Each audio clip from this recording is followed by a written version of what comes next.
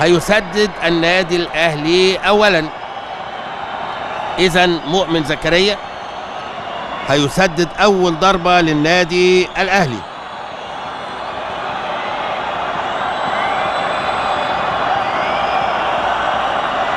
مؤمن زكريا في مواجهة جنش. مؤمن زكريا وتركيز، وداخل مؤمن زكريا وهوبو وتصد.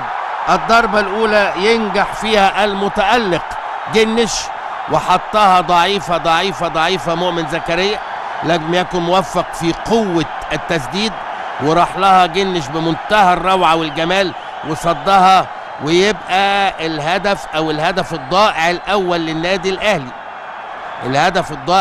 للنادي الأهلي.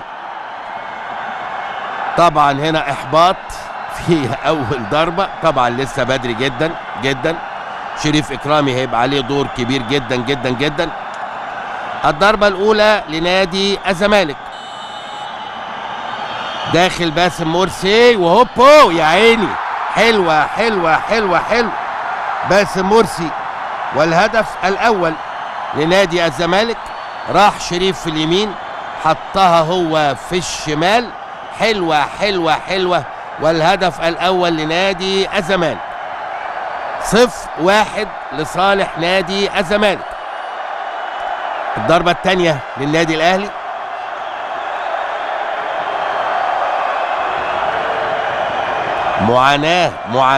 معاناة كبيرة جدا. أحمد حجازي، والضربة الثانية للنادي الأهلي. حجازي وداخل وهوبا، حلوة. أحمد حجازي طبعا اللعيب بعد ما بيخلص من الكورة بيبقى شايل هم ايه، رماه من فوق كتافه. انا سجلت وخلاص، دخل ورايح لها والله، لكن حطها حلوة قوي الحقيقة حجازي، وفيها قوة مناسبة وارتفاع مناسب ببطن رجله، جميلة. والهدف الاول للنادي الاهلي. الضربة الثانية لنادي الزمالك. الضربة الثانية لنادي الزمالك، ادينا وشه يا سيدي، داخل أسامة إبراهيم، وحلوة. برافو يا أسامة إبراهيم، سددها في منتهى الروعة والجمال. حلوة. أسامة إبراهيم. يبقى كده 1-2 لصالح نادي الزمالك. 1-2 لصالح نادي الزمالك. شريف واخد دايما الزاوية اليمين بيروح لها، راح في الأولانية والتانية في اليمين، وحط أسامة إبراهيم على الزاوية التانية. الركلة الثالثة للنادي الأهلي، صالح جمعة، واتصدت. يا سلام عليك يا جنش، روعة يا ابني، روعة. شوفوا العدل أساس الملك.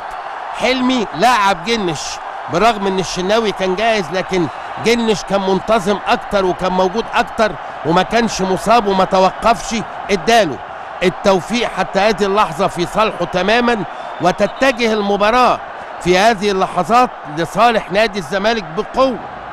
الضربة الثالثة لنادي الزمالك.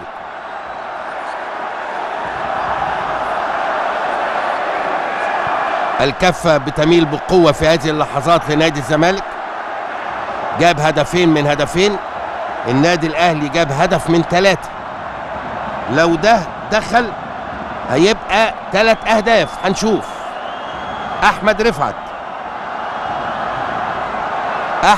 رفعت البديل اللي نزل بدل من ستانلي.